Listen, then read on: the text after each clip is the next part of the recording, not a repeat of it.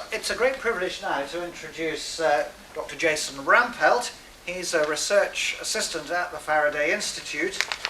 He completed his PhD in the history and philosophy of science at Cambridge and is really pursuing our first research project here on scientific biography. He has degrees in philosophy and theology and now history of science with his PhD. So he's going to talk to us about Relativity and Dogma based on the life of Sir Arthur Stanley Eddington. Jason. Thank you. So in the previous talks today you've had some general introduction and especially from John Brooke about some of the misconceptions we've had over the years about the relationship between people's religious faith and their activity in the sciences. A good example of that just now in McMullen's talk on Galileo, and finally today another case in the life of Sir Arthur Stanley Eddington. He was one of the great astronomers of the 20th century. His observational and especially theoretical work contributed to numerous profound discoveries which have widened our understanding of the cosmos. Eddington was one of the founders of the field of astrophysics, which has helped us to understand, especially in Eddington's work, the life cycle of stars. He was also a devout religious person, and more specifically, a Quaker. I'll show you how these two sides of his life are really one. So first, a brief introduction to the man. His, you might say, secondary education begins at Owens College in Manchester. He was poor. His father died when he was very young. But had such an outstanding academic record that he managed to get a scholarship to Cambridge, which he carried out at Trinity. He was the senior wrangler in 1904, which essentially means he got first place in the prestigious mathematics exams. And you should notice there, that's after 2 years. Normally you do that in your third year. So that's quite an achievement. And so he stayed on another year, of course, to finish his degree. And then the following year, he was trying to work up some research for his to continue his fellowship at Trinity. He was appointed chief assistant at Greenwich, which will be valuable for him, as I'll show him shortly. Plumian professor, head of the observatory, president of the Royal Astronomical Society, and at the peak of his career, he was knighted. I should mention a few things about Eddington's just peculiarities about him. These are enjoyable. He was known for bicycling a lot around Cambridge, and he kept a cycling diary. Cycled about 900 miles a year, which is pretty good for bicycle of those times. He also enjoyed reading. He was never married, lived a fairly private life, and enjoyed a private existence. But he read lots of novels, and he recorded every single novel that he read, and he read about 30 to 40 a year. And this is in addition to everything else he was doing during his life. And as a Quaker, he regularly attended the Jesus Lane meeting, which is on Jesus Lane in Cambridge. You can go there now. The building looks different now than it did in his time due to various renovations and a subsequent fire and rebuilding. But that's where he was. So I'll move on to a quick survey of some of his major publications, again, just to get an outline of his life, and then I'm going to dive in deeper later on. That first paper that came out of his Greenwich time there was in 1906, and subsequent research culminated into a book in 1914. Work on relativity, which I'm going to talk about quite a lot today, was first begun in 1918. One of his most famous books in 1920 was Space, Time, and Gravitation, the inspiration for many of the top astronomers in this last generation. More on relativity, that's from his lectures in 1923. His most important scientific book was probably The Internal Constitution of Stars, which I'll come to again. A more popular version was Stars and Atoms. And then it's on the religious side, or religious philosophical side, is his book, The Nature of the Physical World, which was his Gifford lectures. Also a very good seller. I think it's come to that now with copies. The other was important religious writing was Science in the Unseen World, an annual lecture among the Quakers. The Expanding Universe speaks for itself. New Pathways in Science was sort of a recap of some major achievements. Relativity Theory of Protons and Electrons was a precursor to his final book, The Fundamental Theory, which I'll again speak about shortly. And the Philosophy of Physical Science, again, recaps some of the ideas in the Gifford lectures and developed them a little bit farther. Now, I want to talk about the two terms in the title, relativity and dogma. So I'll do the dogma first.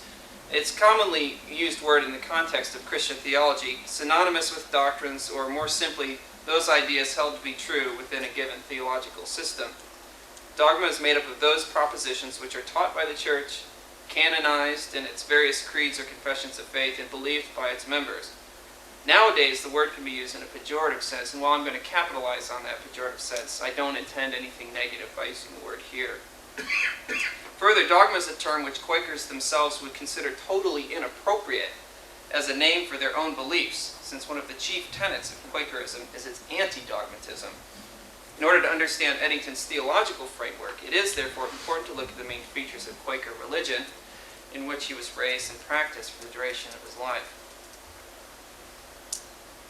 The Quaker movement was begun by George Fox, a fiery preacher of the 17th century who, like many others at that time, struck out on their own and separated themselves from the established National Church of England. Numerous Christians in England in his time resented the strong authority of the Church, which was to them unjustifiably imposing its regulations on worship in local churches. This was accompanied by a distrust of the academic dogmas taught by the Church, which appeared to many to be merely thinly shrouded specters of the old Roman Catholic Church. Quakers, led by George Fox, followed the basic Protestant Reformation principle that the Bible was given by God to believers, not the Church, and is therefore accessible to them by the Holy Spirit without the mediation of the Church. Of course, this was a theme of many other non-Quaker Protestants, but was taken to a greater extreme by Quakers who rejected the necessity of outside interpretation by a learned, and I should say paid ministry. There's no paid ministry among Quakers. The Holy Spirit could alone instruct a person. The Quakers followed by what they called the inner light. This inner light spoke to the believer in a special and individual way, guiding them in their faith. Now, I have to skip over a lot of the Quaker history since Fox. It's very interesting, but we need to move more quickly to the form of Quakerism during Eddington's time. Pictured here is James Rendell Harris, a member of the Jesus Lane meeting in Cambridge, who, in the words of the group's oral historian, had a beautiful beard and extremely blue eyes. I'm sure you'll join me in admiring his beard. Quakerism went through some fundamental changes in a more modern direction, which I just can't go into at the moment. If you're interested, though, I refer you especially to a brand new biography coming out on Eddington, giving a lot of attention to his religious life by Matthew Stanley. I think that's coming out in the University of Chicago Press this year. In the time leading up to Eddington, you could look at Jeffrey Cantor's book on Quakers, Jews, and Science, which will give you an idea about Victorian Quaker life. And there's much more. During this transition, it took on a social dimension, including a committed pacifism. Eddington objected to military service during World War I with these words: "I cannot believe that God is calling me to go out and slaughter men, many of whom are animated by the same motives of supposed religious duty that sent my countrymen into the field. To assert that it is a religious duty to cast off the moral progress of centuries and take part in the passions and barbarity of war is to contradict my whole conception of what the Christian religion means." So it's very interesting, the review and trial about him, the nature of his objection. But again, it's something I'll leave you to look up in other places. Some of these modern emphases are not entirely new, though, having precedence in early Quaker ideology, but were given a renewed impulse after 1895. Yet the old themes still remain, and especially in Eddington's own thinking, as I'll show.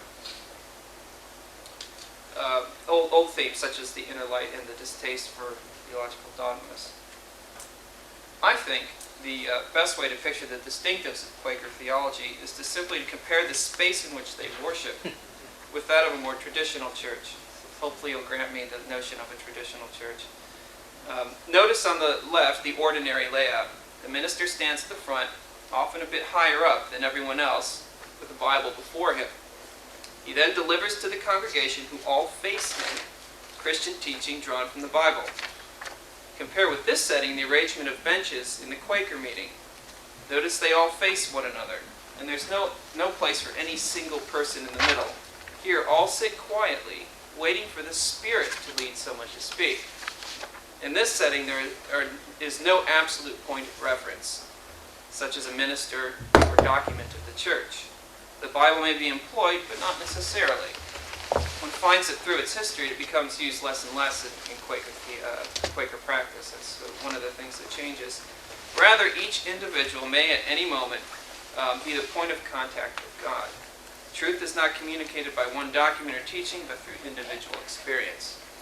So we'll come back to this picture in a moment, but I think that encapsulates everything.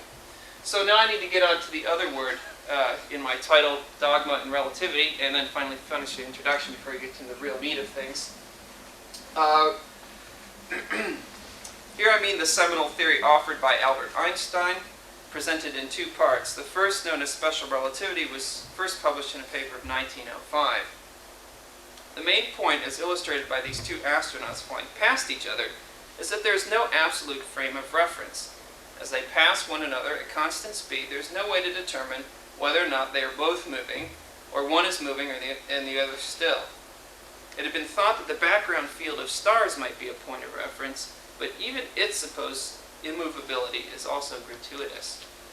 We speak of the perspective of each astronaut, or even the perspective of a background of stars as a frame of reference. Einstein showed that all frames of reference are only relative. Now, this simple observation has some profound effects when one attempts to explain how communication between the two bodies in motion might be done. As the speeds of these passing bodies get very near to the speed of light, time slows down, lengths get shorter, and masses increase, that is, relative to the other body. I can't go into all that. Actually, Einstein himself wrote a very helpful, popular rendition of his theory in 1916, which you can get in a paperback version. The second part of Einstein's work on relativity, known as general relativity, appeared in 1915. This theory is comprehensive in scope, changing our fundamental conception of the universe as a whole. Formerly, in the world of Newton, bodies such as planets were attracted towards each other because an invisible force, called gravity, emanated from these bodies. For Einstein, bodies such as planets would be attracted towards one another not because an invisible force pulled it in, but because space-time is curved. So you can look at this picture here as an analogy of a rubber sheet with a massive body being represented by the bowling ball, causing a little hole in the middle, and a tennis ball, which would normally follow a straight rectilinear path across the sheet, is bent in its path due to the presence. So this is supposed to give you an analogy of space-time curvature. You might think it's a bit strange, but so is an invisible force like gravity, which Ernest McMullen explained in a wonderfully short book, how Newton was rather vexed over this issue during his career. So more on this later. I'm going to just put these books up here just so you can refer to it. I'm going to talk about now Eddington's appropriation of Einsteinian relativity and why I'm bothering about relativity so much. In the midst of World War I, Britain had severed all scientific ties with Germany, but Eddington, as a Quaker, was a pacifist. He refused to serve in the armed forces and, without the help of influential colleagues, would have suffered imprisonment for it. In 1917, so that's 2 years after his General Relativity 1915 paper was published, Einstein's, through the Dutch physicist Willem de Sitter, Eddington managed to get a copy of Einstein's 1915 paper on general relativity. He digested the material and wrote up a summary of its central ideas, which was published in 1918. It was of such great interest it was quickly reprinted and was the definitive exposition of the theory in the English-speaking world. Eddington was now the prevailing spokesperson for general relativity. His absorption of its ideas and enthusiastic promotion of its internal philosophy is a result of his overall religious attitude towards the philosophy of science. Science is a function of mental activity, and as general relativity describes the world, a fundamental physical force like gravity simply melts away into a mathematical schema of space and time. Even in this highly technical exposition of relativity theory, Eddington was able to drive home the philosophical point. Quote, "It is desirable to insist that we do not attribute any causative properties to these distortions of measured space and time. To hold that a property of our measuring rods is the cause of gravitation would be as absurd as to hold that the fall of the barometer is the cause of the storm." In Eddington's mind, general relativity proved exactly what he already believed, that science is the construction of human minds. General relativity, with its mathematization of gravity, only made the point more explicit. This perspective was communicated to many generations after him in the hugely popular book Space, Time, and Gravitation. The religion underlying his program of scientific research came much more into the open in 1928 when he delivered his Gifford Lectures in Edinburgh. With their focus on natural theology, Eddington laid out the wider religious principles upon which his scientific work was based. These lectures were published as The Nature of the Physical World in numerous editions and languages. Although he was a career scientist, this mélange of science and religion was one of his most popular, selling around 90,000 copies in his own lifetime, just 10,000 copies less than The Expanding Universe, his top seller. Eddington's voracious consumption of literature made his language both familiar and fresh. He began these lectures by describing before him not one table, but two tables. There is the table of ordinary experience and the table as understood by science. The first table needs little explanation since it is familiar to everyone. The second table is quite unfamiliar. Quote, "Sparsely scattered in that emptiness are numerous electric charges rushing about with great speed, but their combined bulk amounts to less than 1/billionth of the bulk of the table itself. Notwithstanding its strange construction, it turns out to be an entirely efficient table." Are these two tables the same table? Eddington is cautious here and gives a clue right from the start why. Quote, "Yes, no doubt they are ultimately to be identified after some fashion, but the process by which the external world of physics is transformed into a world of familiar acquaintance in human consciousness is outside the scope of physics. The mind is at the center of science, but not entirely comprehensible by it." The next few lectures proceed to tear down the ordinary scientific view of the world, that is, the scientific world before relativity. Eddington speaks here with moral overtones of special relativity and the effect of length contraction that comes with it. He says that the, quote, "constancy of a measuring scale is the rock on which the whole structure of physics has been reared, and that rock has crumbled away. As this familiar world vanishes into dust, the scientist must reconsider his confident assumptions about the world. Since there is no absolute frame of reference for measurement in the universe, there is likewise no absolute frame of reference for any scientist." Quote, "The presumption that it is we who are the more nearly at rest has no serious foundation. It is mere self-flattery." End quote. Eddington articulated the same point in historical fashion during a lecture in 1922 in Oxford. There he described the weakness of pre-Copernican astronomy and its, what he says, calls geocentrism. That is, Earth being at the center. Here it was assumed that man was at the center of the universe. This geocentric attitude was no less at work in other areas of science in his day, if not in science at large. Even within the context of the theory of general relativity, our human space and time boundedness is a form of geocentrism. It makes the straight path of a moving particle into a curved motion along a warped path. He continues, "Science is limited, as Eddington expressed it, to what he called pointer readings." That's a pointer, if you imagine, just a dial and some sort of meter. So all scientists do is they look at pointers and read the number. Nearly all scientific observation of the natural world in modern terms is mediated through the various devices used to make measurements. That is, they're not, just direct eye contact observations of the world. Human access to the natural world is not direct and immediate. Indeed, if we do have direct and immediate experience of the world, but such normal everyday experiences are not the substance of modern science. Modern science is consumed with the organization of pointer readings.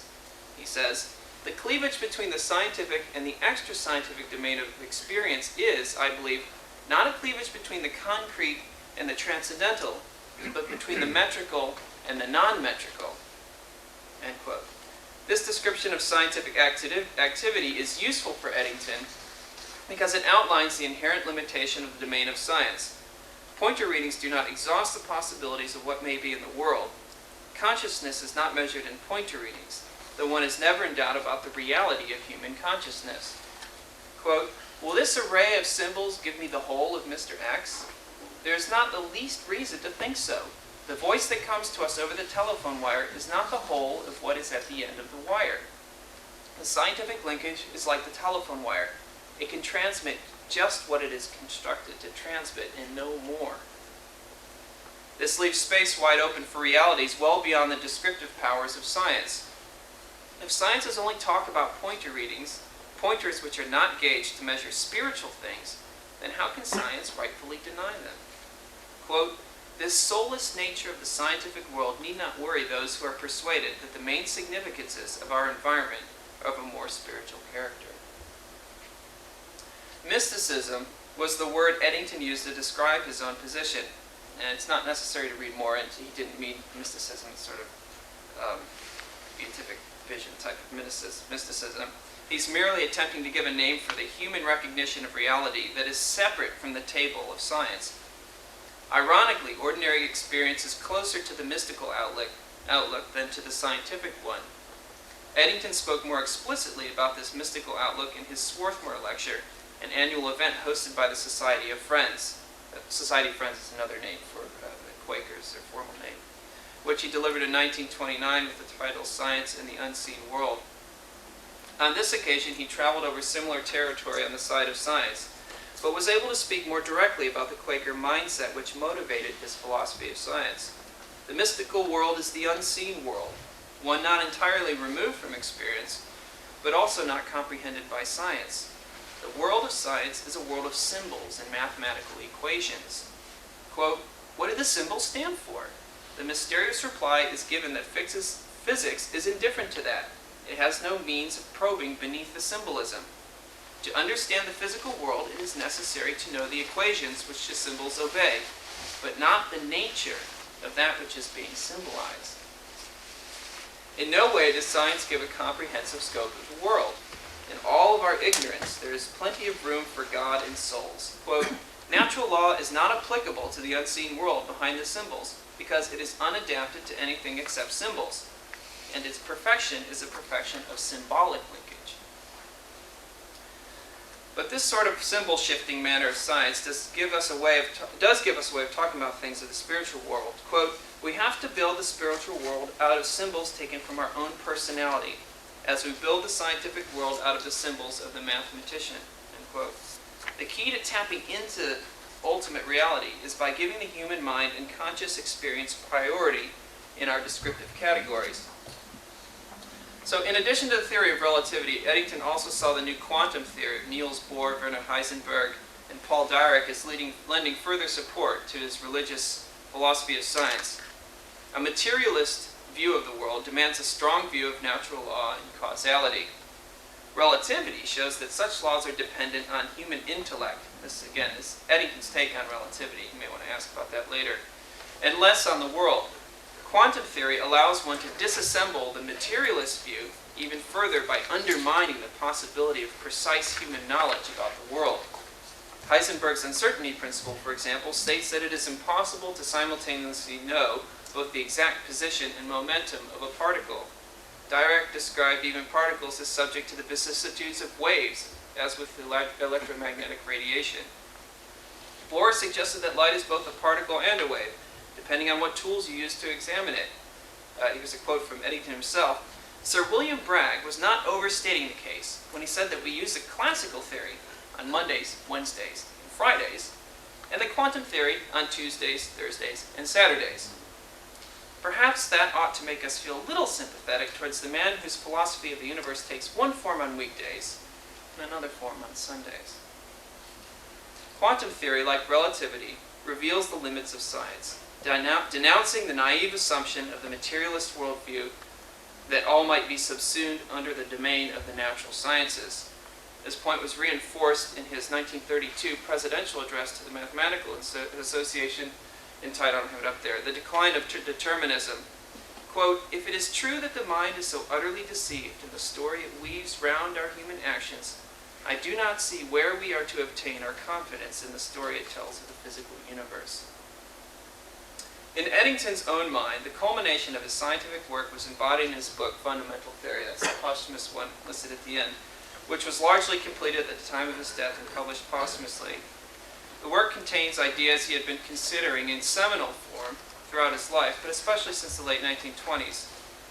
Its chief aim is to take the main insight of Einstein's theory of general relativity and apply it to all of physics. Just as general relativity solved gravity by banishing it into mathematics, again, this is Eddington's understanding, the rest of physics ought also to be amenable to such transformations. So he wanted relativity writ large in all of science. It is a highly mathematical work which in broad terms attempts to show that the physical constants of nature are a direct result of the way we have chosen to articulate the nature of the physical universe, that is, the equations we've used. The whole system of physics is ultimately solvable because it is a mathematically bound creation of our own in the first place.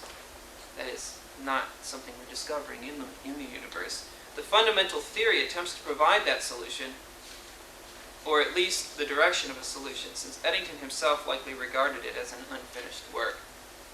The attraction of such a theory is obvious, since it would provide the ultimate destruction of materialism and determinism. In good scientific form, it maintains the order and knowability of the world, but at the same time makes no claims about reality and what is outside the description of nature provided by science.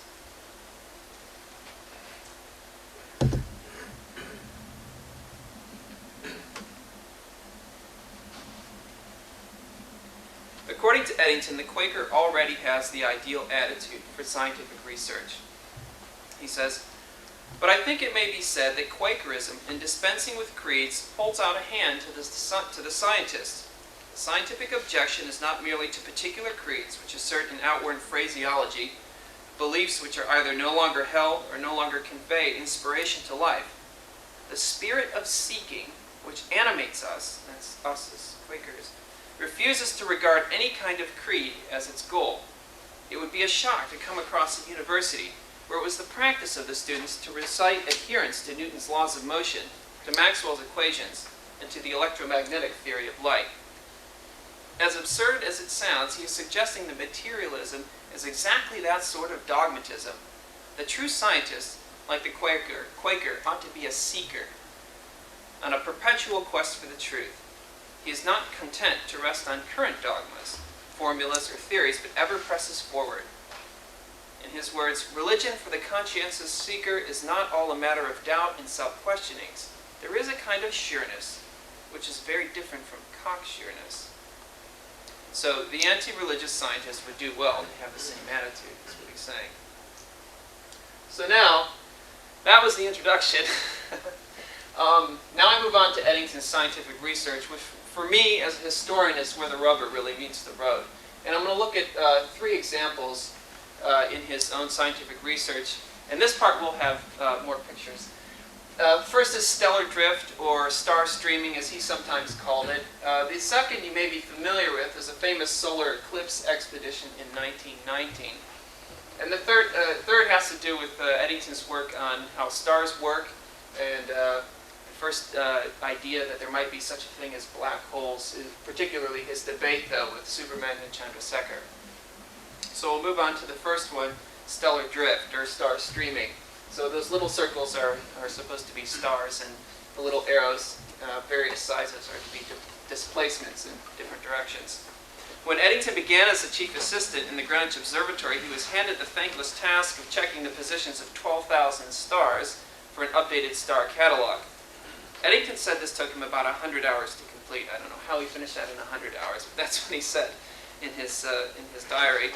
His cycling mileage for the first 6 months of the year dropped to 112 miles, revealing his preoccupation with his work. But he did not walk away from this painstaking labor empty-handed. The new catalog contained a wealth of data on what we call the proper motions of stars.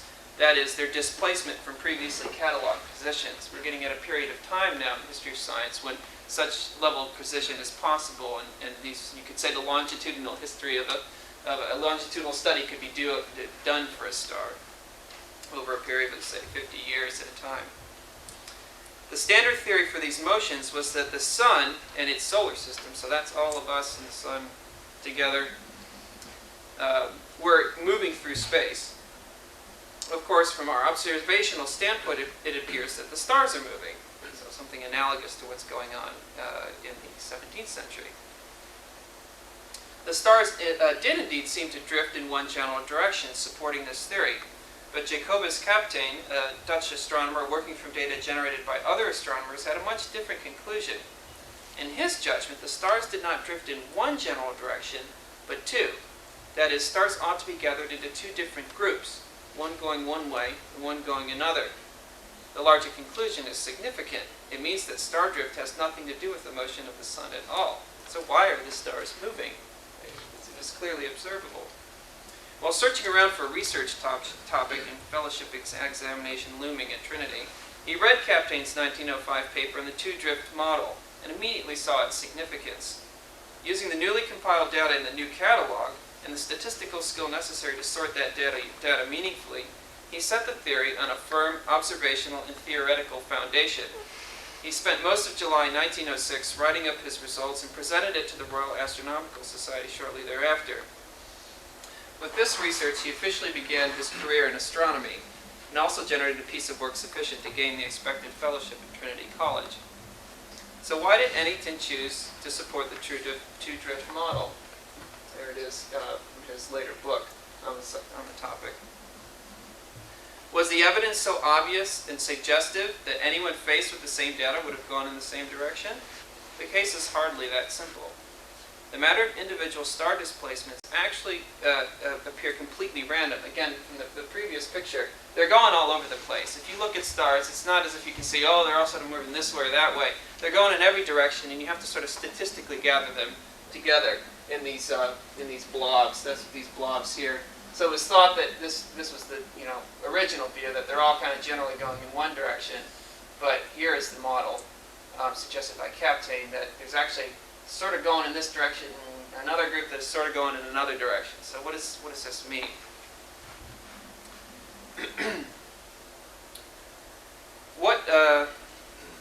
Yes, it takes a great deal of individual judgment in mathematics both to gather the patches of sky into groups and to derive an overall average of motion for that group. Some decisions need to be made in advance, before the arrangement and interpretation of the data begins. What then compelled Eddington to order his data around the two-drift model? Hopefully you're thinking about what I said about relativity earlier and catching on here. The answer lies with what the two-drift model says about our place in the universe, in contrast to what is said by the single-drift model. In the single-drift model, the motion of the stars is attributed to the motion of our solar system. It is based on the assumption that the only relevant frames of reference in the universe are us and everything else. That view entails the same sort of geocentrism Eddington would speak about later in his career. Even at this early stage in his career, he understood well enough the significance of relativity. All frames of reference are relative frames of reference, and there are an infinite number of them, not just two. The two-drift model steps outside the geocentric framework and recognizes that star drifting has two relative motions completely independent of our own motion. Religion figures in this line of research at the theoretical level. Sometimes it is scientists themselves who are the first to forget just how much their background theory controls even the earliest stages of their interpretation of data. Eddington was well aware of this fact because the whole process of constructing star streams or drifts in the first place requires somewhat arbitrary grouping of the stars, as you look at the field of stars, and decisions about statistical methods. He says in his book on stellar movements, "It may seem strange that this striking phenomenon was so long overlooked by those who were working on proper motions, but usually investigators having the solar motion mainly in their minds as a first step towards gathering their data into a manageable form group together the stars in the small regions of the sky and use the mean motion, that is, the sum of all of them together, as one blob there. This, unfortunately, tends to conceal any peculiarity in the individual motions." End quote. For Eddington, relativity was already taking on religious proportions and penetrates deeply into his thinking about research problems. Quote, it is perhaps not easy to realize that the inclination of the two stream motions is a purely relative phenomenon depending on the point of reference chosen. But this is the case. If we divest our minds of all standards of rest and contemplate simply two objects in space, two star streams, systems, that is, all that can be said is that they are moving towards or away from or through one another along a certain line, end quote. When this more relativistic theory, speaking generally here, is accepted, and after the calculations are done, only then does an order emerge from the chaos. The two star streams are seen to move in opposite directions, but in the plane of our galaxy. Through Eddington's work, joined with that of others, it was confidently concluded that the observable motion of the stars was due to the rotation of the entire galaxy, of which we are only one small part.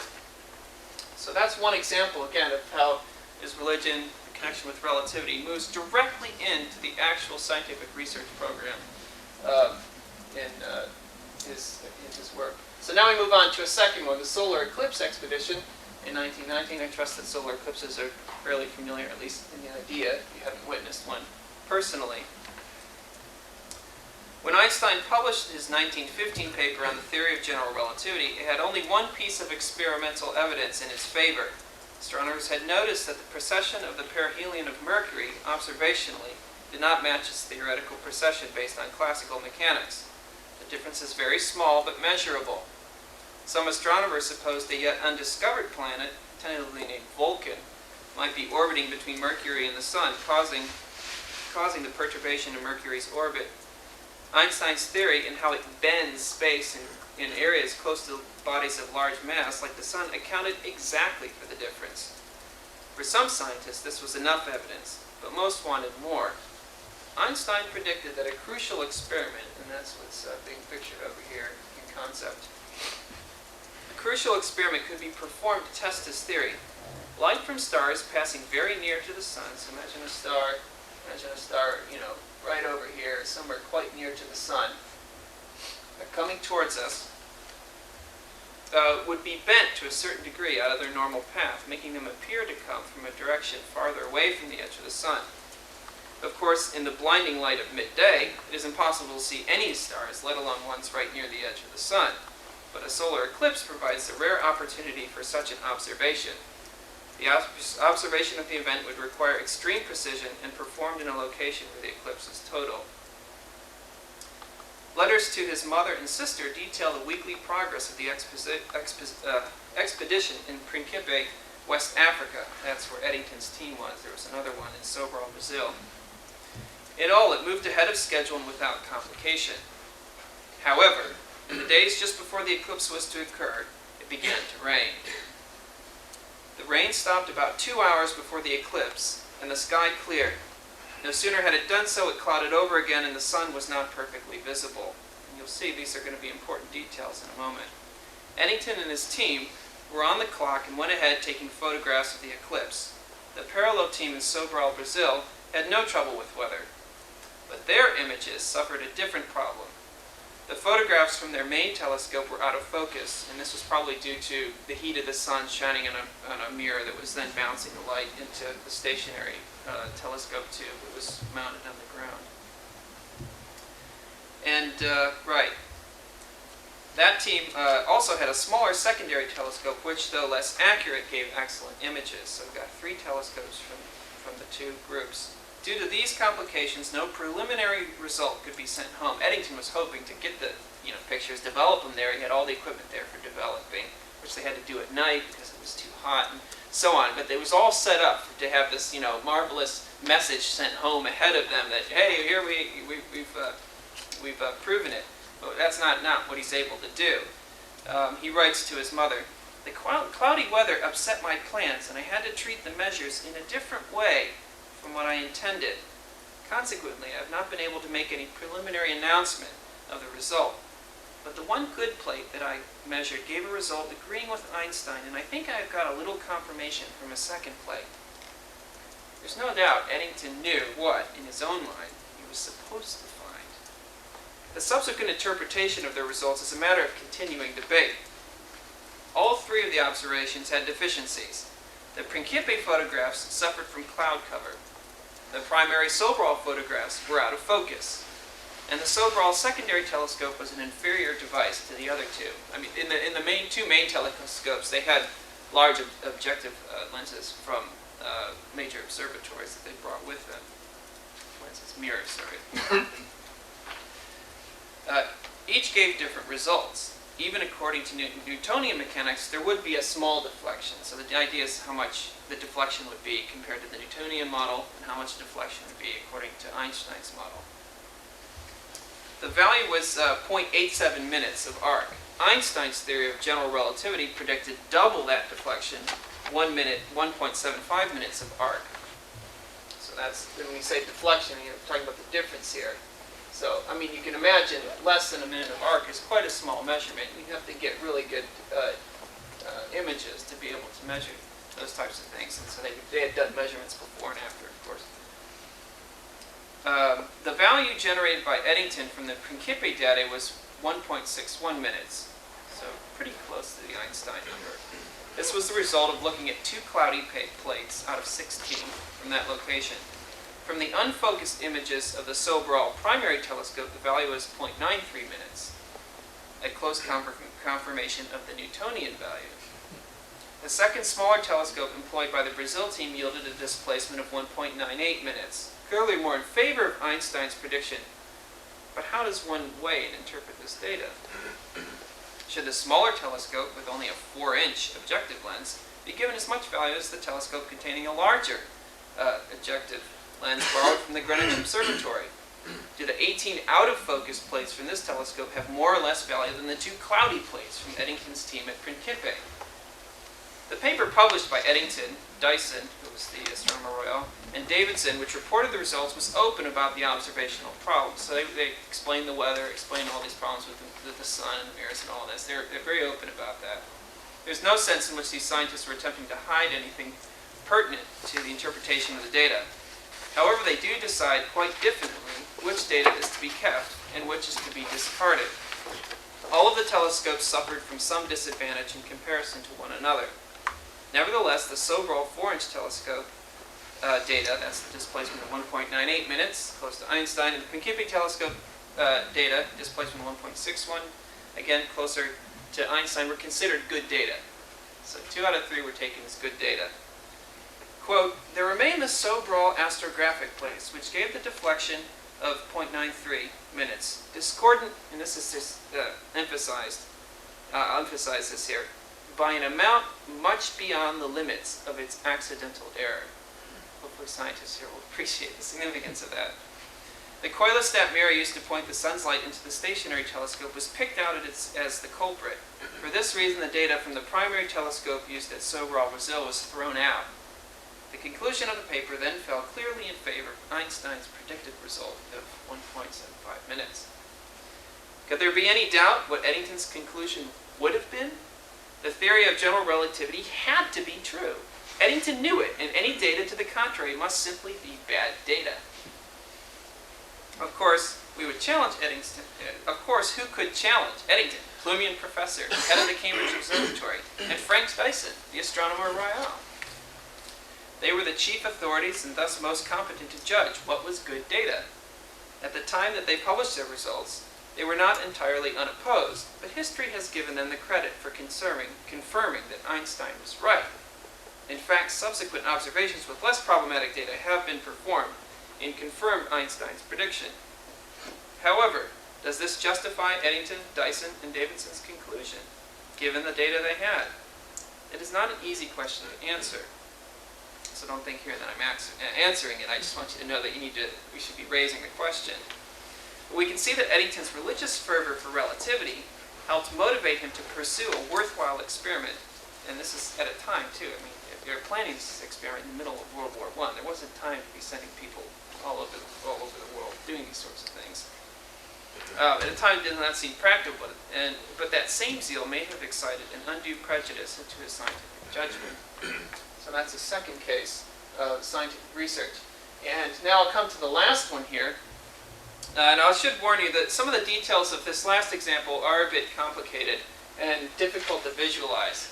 And especially at the end, some arguments that Eddington is going to make are difficult to follow, but I'll explain why. So just stay with the main flow here. If you can pick up the details, that's great, but don't be too concerned if you can't catch every detail. So just the main idea here I'd like you to follow. So now, black holes, the debate with Chandrasekhar. When Eddington entered a career in astronomy, his interest in physics did not lie neglected.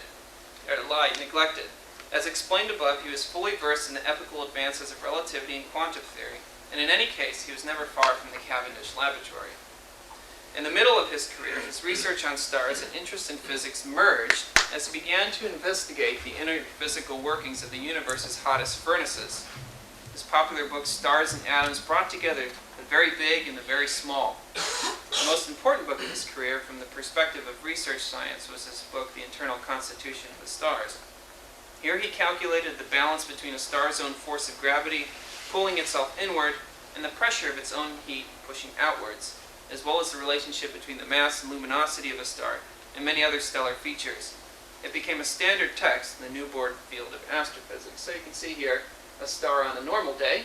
You've got its own gravity pushing inward, causing it to compress, but you've got all of this fiery activity on the inside pushing out. That's a simplified version, but just sort of shows the homeostasis in a star. Now we have another problem, though. The densely packed extinguished stars known as white dwarfs were also among Eddington's interests. Part of understanding the physics of stars is knowing their life cycle, that is, how they're born and how they die. In terms of the physics involved, white dwarfs presented a real problem. When all of its fuel was used up, there was no heat pressure to hold back the force of gravity. So here, there's no counteracting. There's tank empty. There's no fuel left here. So what's going to keep this thing from continually contracting? Eddington thought that the idea of a perpetual contraction was totally absurd, not to mention the fact that there were plenty of observable white dwarfs whose mass and size were well known. The solution to the problem was offered by Ralph Fowler, who used quantum theory to explain where the pressure comes from to withstand the white dwarf's own force of gravity. When a star uses up its fuel, it no longer radiates. In this sense, it cools off.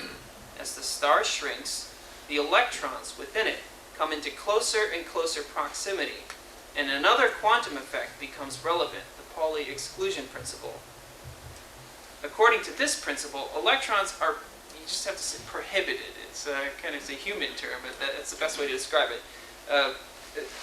Electrons are prohibited from being in the same state of excitation within the same space. It's, I don't know, it's like certain, you can't live with your in-laws or something. You have to be in separate spaces or something like that. I don't know quite how to describe it, but there's this sort of logical principle within quantum mechanics that electrons have these limitations to them. And according to this principle, electrons are prohibited from being in the same state of excitation within the same space. Electrons must fill up successively higher states. So maybe you have to move in the floor above your in-laws or something like that. And each generation on and on and on, up the ladder. As the star shrinks, the electrons within it come into closer proximity, and another, yeah, I said that. So they fill up successively higher states if they're going to coexist in the narrow confines of the white dwarf star. In this way, the kinetic energy of the electrons increases, raising the temperature, not because anything is burning, but sheerly due to the laws of quantum theory. In this degenerate state, they exert a kind of pressure, what is called degeneracy pressure, which counteracts the star's own force of gravity. As the dying star cools down and shrinks, it eventually reaches a diameter where the electrons have a degeneracy pressure equal to that of gravity, and thus the shrinking stops. So it does come to a state of homeostasis again with this quantum principle at work. Eddington welcomed this application of quantum theory into stellar astronomy with great enthusiasm. It always delighted him to see the largest and smaller matters of the universe brought into ultimate mathematical unity. A young Indian scientist, Subramanian Chandrasekhar, shipbound in 1930 for Cambridge, where he would begin his doctoral research in astronomy, was turning these ideas over in his head. he considered the quantum degeneracy pressure within the white dwarf and wondered what would happen if you applied the rules of relativity to the calculations. So, we're going to look at Chandra's idea here. In particular, the ultimate speed limit of the universe, the speed of light. So what happens if we think about the limitation on the speed of light in these calculations? The electrons in the white dwarf have an energy which can be calculated in terms of kinetic energy. So as the star is dying and it's shrinking down and the electrons are starting to feel the effect of this quantum principle, what if we think about their energy in terms of kinetic energy and thus in terms of speed? And then we think, well, wait a minute, speeds can only increase to so much. So what happens if we have a really big star with a really big force of gravity? Is this quantum principle going to be able to keep up? Because the electrons can only go so fast. What if you have a really strong force of gravity? So that's what he was thinking about. And he thought if you had a really big star with such a force of gravity that you'd run into a problem. Down it would go, down it would go. Is the degeneracy pressure going to kick in? It's not going to do the job because there's this limitation. Gravity would take over and the unthinkable would occur, infinite collapse. Eddington had briefly mentioned the possibility of such an infinite collapse of a star in his book Stars and Atoms, but only hypothetically, and threw it away as a total absurdity. Chandra presented Chandra was the way he was affectionately known in the scientific community. Chandra presented the idea in a paper he wrote in 1931. On that occasion, it did not receive any serious attention. It was only 2 pages, and he didn't take any wider conclusions about it. In 1935, Chandra presented the idea in a more robust form to the Royal Astronomical Society. By this time, he had completed his PhD and was a fellow of Trinity College, also eating at high table alongside Eddington. Eddington had been watching Chandra put together this paper and was preparing a response of his own, quite unknown to Chandra. At the meeting, Chandra presented in full force his conclusions about the size limit of the white dwarf. Eddington followed him with a scathing critique, taking full advantage of his high position and rhetoric to belittle the young Indian scholar. Both Chandra's paper and Eddington's reply were published in the Society's periodical, Monthly Notices of the Royal Astronomical Society. It is worth noting that in the publication, Eddington's reply appears before Chandra's paper, again showing that he was able to use his position to guard against anyone reading Chandra's paper without prejudice. His arguments attacks what he calls, quote, an unholy alliance. I do not think that any flaw can be found in the usual mathematical derivation of the formula, that's Chandra's formula, but its physical foundation does not inspire confidence, since it is a combination of relativistic mechanics with non-relativistic quantum theory, end quote. Eddington is accusing Chandra of mixing up mechanics and quantum theory. Quantum theory is talking about waves, not about moving particles. Without quantum theory, there would be no degeneracy pressure in a star, so mechanics really not are in view here. As he said emphatically, this is his own emphasis, an electron represented by progressive waves is not all the same thing as an electron represented by standing waves. This is the substance of Eddington's argument. It doesn't make sense, because it doesn't make sense. For Eddington, the Pauli exclusion principle is about standing waves, not moving particles, nor even wave propagation. Standing waves have pressure, but not momentum. After reading Fowler's, that's Ralph Fowler who came up with the idea of degeneracy pressure in the white dwarf star. After reading Fowler's original piece on electron degeneracy pressure, one wonders how Eddington could have satisfied himself with his own argument against Chandra. Fowler speaks freely of the kinetic energy of electrons in the white dwarf. After all, degeneracy pressure is still a pressure, exercising mechanical force against gravity. Eddington himself is in his very response to Chandra, even speaks of electrons, quote, rushing about in the material of a white dwarf. Besides the plain difficulty of Eddington's position, with hindsight we can say that Eddington was absolutely wrong, since the Chandrasekhar limit has never been refuted by any astronomical observation, as well as the existence of black holes now having been very well verified. So what possessed Eddington to attack Chandra so fiercely? This is the important question here. A clue to Eddington's irrationality can be found at the end of his paper criticizing Chandra. In a final section, he says cryptically, that, quote, "In this section I treat a particular problem which seems to be of interest." This is an aside now that Eddington's bringing in. "Although not in direct line of my argument, it serves to illustrate the conceptions involved." So then he goes on and he introduces this equation. It's a simple quadratic formula. It's not really worth mentioning. There's this coefficient in the middle term of the quadratic formula, 136. And it's part of, I'll just say, he then compares the derivation himself with Chandra's relativistic degeneracy formula and declares quite didactically that Chandra's version is just too complicated. He says, again, sort of cryptically, Eddington, "It seems from the homology of the problem that the simple answer is correct." Again, Eddington thinks that his own view of this is so much more elegant. It's really quite cryptic what Eddington's doing here. The clue is in that particular quadratic equation and the use of the word homology. At this point in Eddington's career, he was already far along in the development of his fundamental theory. This is what's starting to seep out in his response to Chandra. So we look at his fundamental theory here. A preliminary part of it was soon to appear. The goal of the fundamental theory was to show how all of physics could be brought under one grand mathematical representation, guided by the fundamental constants in physics. So what we see are the ideas of Eddington's fundamental theory seeping out in his response to Chandra, even though they're really beside the point. And what they do is these clues give us an idea of where Eddington's coming from, why he's so bothered about what Chandra is saying. So again, getting back to his fundamental theory, again, the idea of fundamental theory was going to bring everything under this whole mathematical description of the universe. Just like relativity solved these various problems, sort of organized our ideas about the universe, all of physics was going to be brought in under this sort of relativistic type of mathematical frame of the world. Einstein's theory of general relativity had reduced gravity to a system of geometry, so it seemed to Eddington that all of physics might go the way of gravity. A further key was to be found in the various physical constants he used in physics, that we use in physics. So Planck's constant, velocity of light, gravitational constant, ratio of the mass of the electron to the proton, and others, which Eddington combined to yield dimensionless quantities, and to which he attached special significance. For instance, the fine structure constant, 1 over 137, which is close to the 136 in his formula, although not exact, which is people pointed out, frequently figured into his calculations and explains why the quadratic equation above was so important to him.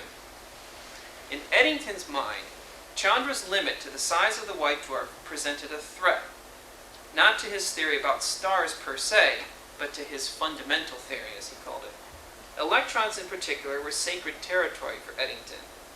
In his own conception of the history of modern physics, Paul Dirac's wave equation for the electron was the most recent great advance for the purposes of his own program, which begins with Einstein.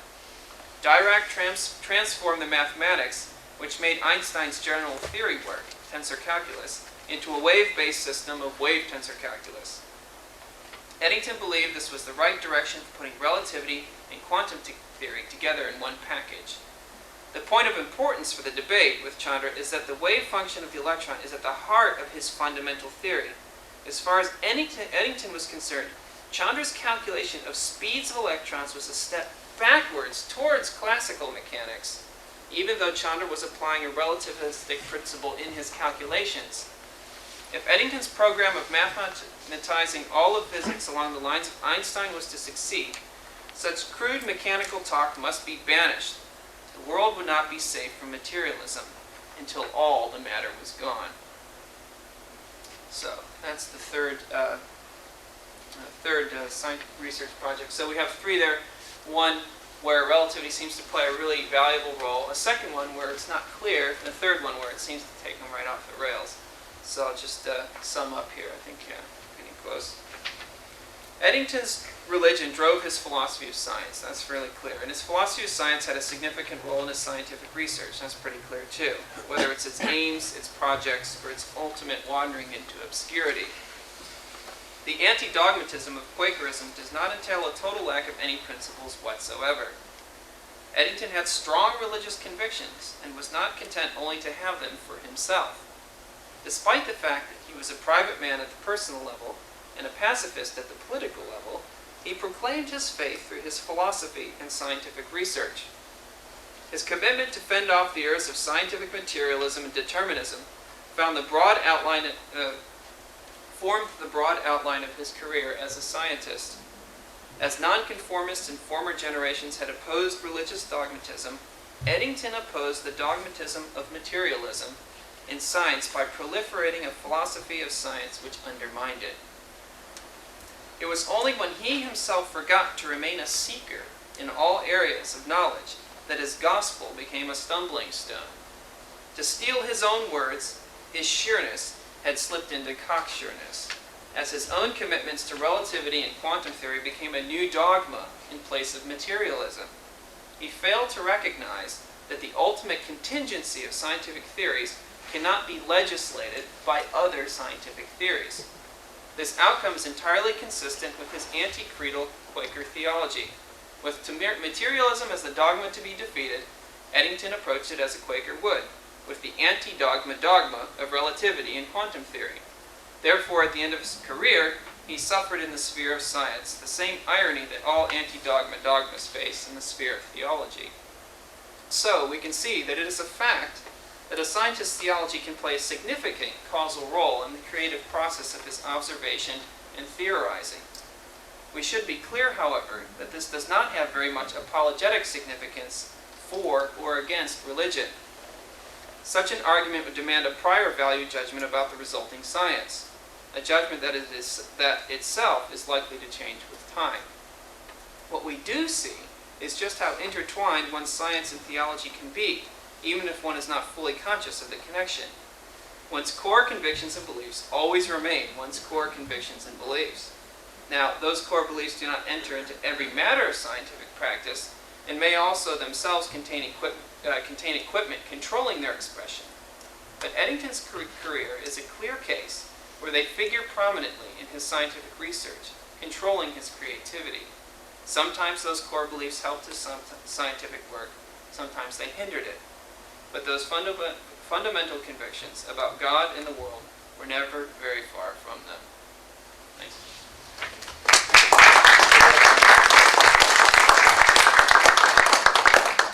All right, questions for Jason?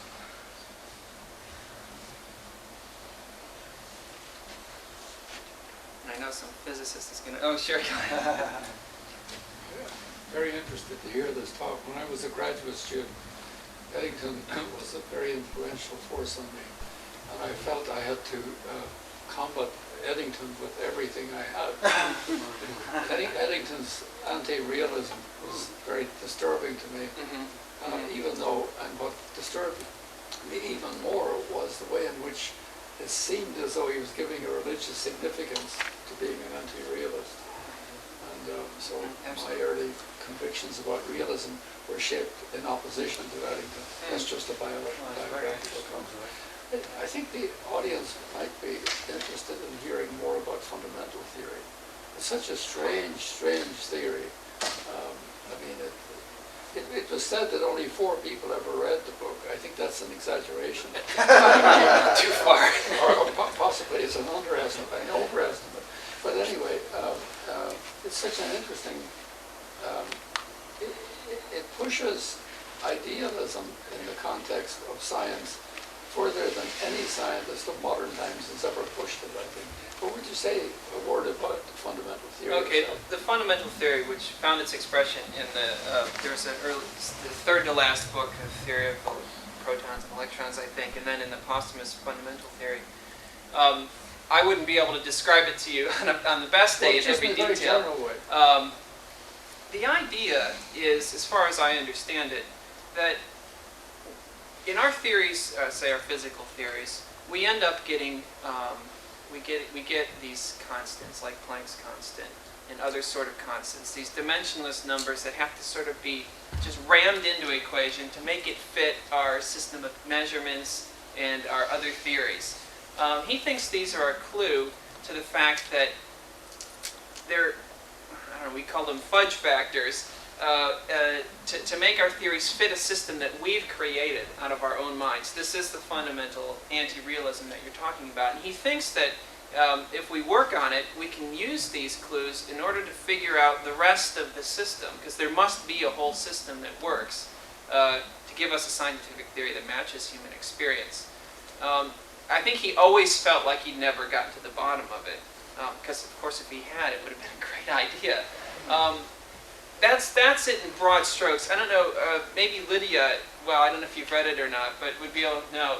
Somebody here who's done theoretical physics, even then you might not have read this because it's a kind of a historical artifact. You want to add something to that? Yeah, I was just going to say that he has 4 fundamental constants, and each of them has to be an exact number. Mm-hmm. And the number is going to be itself derived from an epistemology, from a theory of knowledge. Mm-hmm. So from a theory of knowledge, you get 4 numbers. Mm-hmm. Now, the small numbers maybe, but one of them is enormous number, but the number of particles in the universe. Yeah, yeah. And so when mesons were discovered during his lifetime, he was terribly opposed to mesons because it would greatly increase the number of particles in the universe, and his cosmic number would just go tumbling there, right? Of course, I could have added that as a 4th case. The fine structure constant too had to be exactly 136. 37. 137. But he had 136. And it turns out to be slightly off 137. Yeah. So, I mean, his last years were shadowed by the fact that his 4 numbers were not really quite exact after all. But it's an extraordinary example, though, of how an extremely brilliant scientist is able to create, out of imagination, a world simply from a theory of knowledge to get all of these numbers. Of course, he knew the numbers in advance, which helps, but he didn't really discover them. But it's there's nothing else like it in modern science, I think. I hope that Quakerism doesn't depend on it. No. Well, yeah. Is it really? I mean, to what extent is it really linked with Quakerism? That. I mean, Well, I tried to put the story together between how the Quakerism gets you this sort of idealist version or anti-realist version of relativity. Again, it's a version. Other people would take relativity much differently. We've talked about this before. From there into the research programs and trying to connect link up the story in that way. If it wasn't for the amount of philosophical reflection that Eddington himself had published, it might be a sort of tentative connection, but he really seems, at least self-consciously in a lot of instances, to be putting it together that way. And if you look at his research closely, it seems that he is, in fact, going roughly according to that paradigm from his Quaker beliefs and the sort of relativizing, you could say. I tried to illustrate that in the benches in the Quaker meeting are facing each other. There's not a central authority, but this relative frames is illustrated beautifully in the way that they worship. And putting that story together, again, as a core belief, central idea in his thinking as a whole. There's other things I had to leave out, but things that he read. He was reading Henri Poincaré, he was reading James Ward at Trinity, Carl Pearson. There's a lot of other things where he was picking up this anti-realism, and it was feeding it at a critical time too. That 1905-1906 period was critical for him. He was forming these ideas in his own mind for the first time. And so I think it holds true to the facts, both in his own statements and his behavior.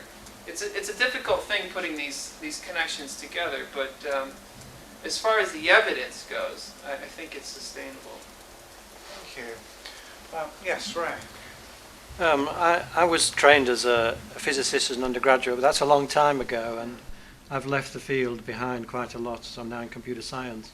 But I always got the feeling when studying nuclear physics and particle physics that there was a tendency, and there's still to some degree, a feeling among scientists that there might be some unified approach to this complexity and all this detail and all this plethora of particles that seems to be expanding at such a great rate, that they may exist within some larger context that made it simpler and more coherent to understand, a kind of holy grail of science, if you like. And I think some particle physicists are still looking for that, if I understand the popular literature correctly. And Eddington might have been an oversimplification in the way he was approaching this, but I still think there is an element of that continuing today. in certain branches of physics. That's true, isn't it, Jason? But I mean, does Eddington, was what he was doing bear any resemblance to this modern search for grand unifying theory? Or Well, I mean, you have to understand, we could focus on the latter part of his life and fundamental theory and maybe get the wrong idea. We should look at the bulk of his career. I mean, things like the expanding universe, he was just wild about that. He loved the idea. There was a lot of things that he did that had to do with fundamental, in the more general sense, fundamental theories or grand unification theorems. He contributed a lot of pieces to that puzzle. So there were very helpful ways in which he did contribute to that idea of an overall view of the natural world that weren't related necessarily or specifically to his final program, which he was trying to put together. So he was a participant in scientific discourse, which was going on at the time and continues now. So as far as continuities with his theory and present ideas, I just couldn't speak. I don't know much about up-to-date theoretical physics and grand unification theorems. Sorry. Lydia. I wonder if there's not a more charitable reading of the third episode, if you take into account the historical context, because these are the 30s, so quantum mechanics is very new, many problems of interpretation are unsettled, and Eddington had done his training long before quantum mechanics came into the field. So I think it's quite normal for a scholar not to pick up with the latest ideas, especially if they are as disturbing as for quantum mechanics. Plus, what I hear about this period is also that you had people either on the side of relativity or on the side of quantum mechanics, but you wouldn't have people working, in fact, in both fields. So really cross the boundary was very difficult and perhaps not even achieved by anybody. So I wonder if it's not more a case of, say, an older scholar being confronted with a younger scholar, and more than about any religious influence, at least in this third episode. Well, that's certainly possible. However, in Eddington's writings, he shows open allegiance to quantum theory as it was coming out. He was around the people, like Dirac, who were working on it. And his book, Stars and Atoms, which was really a popular book, was the really big and the really small, though, the theories of the universe and quantum theory. He was excited about it. He thought it was a good thing, and he seemed to understand it. He was a big supporter of Fowler's idea of how the white dwarf came to homeostasis in the end. So it doesn't seem like he was, at base against it. He did like it. Now, how much he knew and understand about it, I'm not quite certain. But quantum mechanics is a completely different paradigm. And so, sure, he would have taken some of the results and known about the theory, but did you really understand it? And in fact, did anybody understand the theory at that point of time? I take a different example, just to show what I mean. I heard from a pupil of Heisenberg that Heisenberg, until the end of his life, thought that Bohr had answered Einstein's paper correctly in 1930. So the IPR paradox was completely answered by Bohr. He didn't understand, in fact, that there was more to it and that it was a very deep problem. And this was Heisenberg.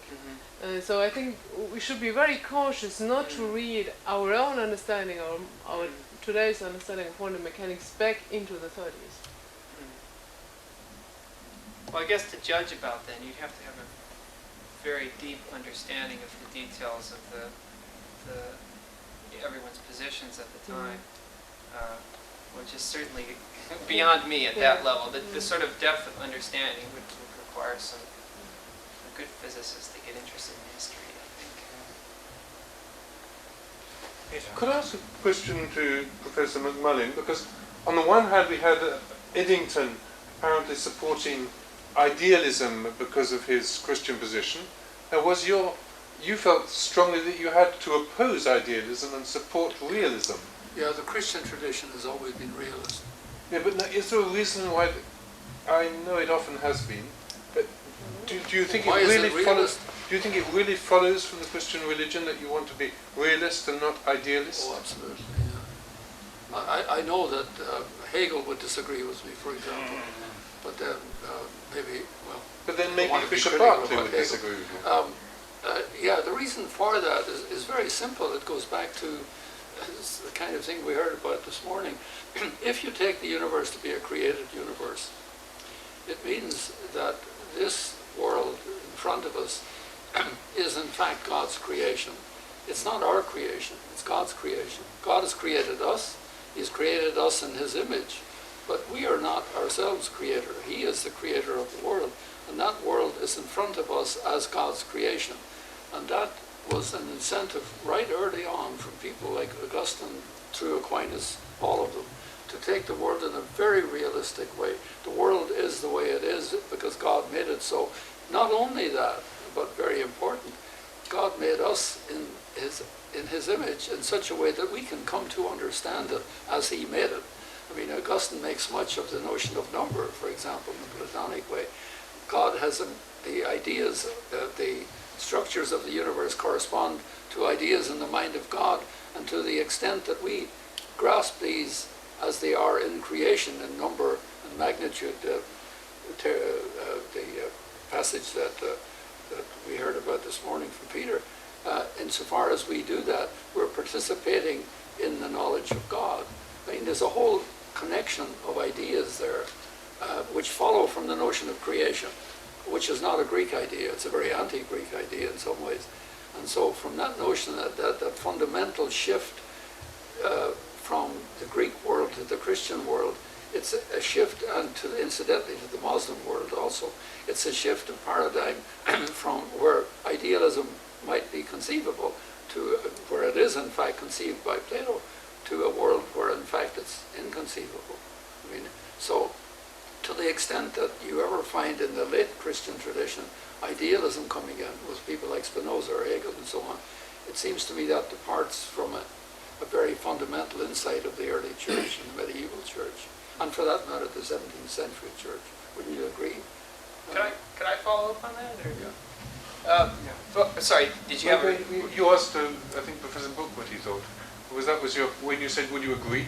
Yes. I think you were talking to Professor Book. I was looking at John. You're looking at me. But I must say, I sometimes get confused over realism as to whether we're talking about the proposition that there is a real world out there, No. or whether we're talking about our understanding of that world, and Yes. that understanding corresponds to how things really It's are a combination of the two. out there. Well, then I think one question just to throw back to you, in the light of what you were saying yourself about the Pope's favourite argument for qualifying the notion that the scientist could actually have certain knowledge about a particular mechanism. Isn't Urban, in fact, less of a realist than... No. Okay, The primary and secondary. I don't want to preempt this, that we can carry this on later on. Well, I But think this we is will have actually a at the heart. panel, This yeah. is the heart of the matter, though. Yeah. So this is a No, relevant I mean, discussion. the reason is very simple. What he's saying, what Urban was saying, and what many volunteers before him were saying was that you cannot make a demonstrative claim. Realism doesn't say that you can. The form of realism I would strongly defend does not make the further claim that the realism, so to speak, says the last word, or is in fact to be held with certainty. It's a high degree of probability. Oh, okay. Well, that was... It's a I thought- probabilistic realism, but I mean, that's fundamental. I mean, anyone who would argue a different sort of realism today can be refuted right away. Because all you've got to do is look at the history of contemporary theories to know that kind of conviction that can be under. Yeah. But on the other hand, it's one thing to look at the way in which theory has shifted over the last, say, 200 years, and to take the Kuhnian line, which is that no form of realism can stand the scandal of theory change, and I don't believe that either. I'm somewhere in between on that. Very similar to one. Do you want to make a comment on all of Well, that? yeah, I Jason? respectfully disagree. I don't think that all of Christianity has been realist. I don't say all. No, I mean Hegel was at least thought himself a Christian. Yeah, but I think I knew what you meant when you said it. I'm the talking first about time. the early church and the medieval church. Right. Okay. Okay, well, fine. In the early modern period, though, people who would have been considered orthodox would have been very happy making a distinction between, say, what we call metaphysical realism. That is, that they believe that God created a world that's separate from me and separate from my thoughts about it, and it's separate from God as well. However, our discourse about that world is a discourse that's limited and changeable. It's a function of culture and language and so on. That the terms that we use are limited in a fashion, although they are correspond, we'll just say, they were in the early modern period, they would have been very happy with correspondence, correspond with that metaphysically real world. We do recognize that our terms are negotiable, especially in speaking about sacred things, that our terms are limited and can be revised in a certain way and refined. So at least in the early modern period, I think there's pretty good examples of that sort of realism, anti-realism distinction that works very well. And I think that follows from, the examples I would give would be Protestant ones. That follows from a fundamental distinction in Calvin's theology between the Creator and the creation, the creature. And in that distinction, from that distinction, you get the idea that we may have knowledge of things about God, for instance, but that knowledge is limited because we're fundamentally on a different scale, on a different level than God himself, that our knowledge is not univocal with God's knowledge. It's not, therefore, untrue or equivocal, but it is limited. We do not have God's thoughts, in a sense. But how about the natural? I'm talking about the natural world. The knowledge of God has always been regarded as analogical at best. Right, I'm not sure that you really differ on that fundamental point. No, I mean, I would agree with you, knowledge about God, that's always been true. But what I'm wondering is, would you want to say that in the 17th century there were people who would regard our knowledge of nature as equivocal in that way? As in some way? Yes. Totally and so, if I finish then, our knowledge about the natural world is analogous to that, because the world is only known comprehensively in the mind of God. In the mind of the observer, again, we're constructing terms to come to grips with a world as much beyond the possibility of human comprehension, at least the way that it is in the mind of God. And I think you do see this, at least in the early modern period, from Protestant writers. Well, one that I'm very familiar with is John Wallis, who was a mathematician in the 17th century, the Savilian professor of geometry in Oxford, and I've written a little bit about this. But he does have this perspective. He's coming out of the Reformed tradition there. He was founding member of the Royal Society, Savilian professor of geometry for over 50 years. So he's one case. I mean, there may be others. It's just one I happen to know really well. Yeah. Well, that's a very interesting debate. I mean, I'm not sure we could kind of continue that, but anyway, maybe we'll have one more different question. Anya, perhaps you haven't had that. It's very different. It's actually going back to the first point, if you don't mind, where I'm sure I missed exactly what the point was about the stellar drift. What I've written down here is that when Eddington was focusing on the two groups, and that they were moving in opposite directions. I mean, this had something to do with his religious belief, but I completely missed what. Okay, right. So, yeah, it is. I understand. I appreciate the difficulty. So, you imagine the whole field of stars before you, right? And they sort of, over long periods of time, they move very little bit, but they do move. And so we try to make some sense out of this.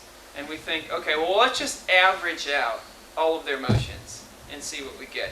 Well, if we just add them all up together, their motions seems on average that they're kind of going this way.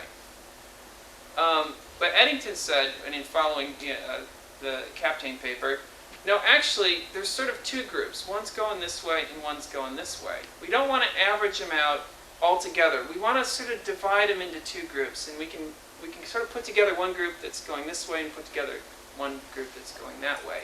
That's sort of an arbitrary decision. There's nothing in the data that tells you that you should do this. You just sort of decide, I'm going to group some here and group some there.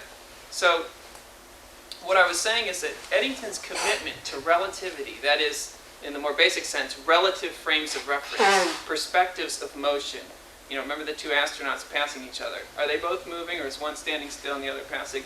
It's a sort of arbitrary decision about which astronaut's perspective, or us standing here's perspective, that determines what the motion is. If we pick out the stars and arbitrarily put them into these two groups, we're making an arbitrary decision about frames of reference, and we're allowing their, no, I didn't follow, sorry. No, I did follow. Sorry, I don't agree. Oh, okay. Also, I did a little bit of work on fundamental theories a while ago, but the decision on the direction to look at things is whether you place yourself in the middle or where exactly. I mean, if you're very clear on where you place yourself when you look at those things, then you can decide in which direction things are moving, you know, and at which scale. So it's not actually an arbitrary decision as far as I. Well, he would have to place himself outside the Milky Way galaxy, which obviously he can't do. So he has to conceptually stretch beyond his current perspective.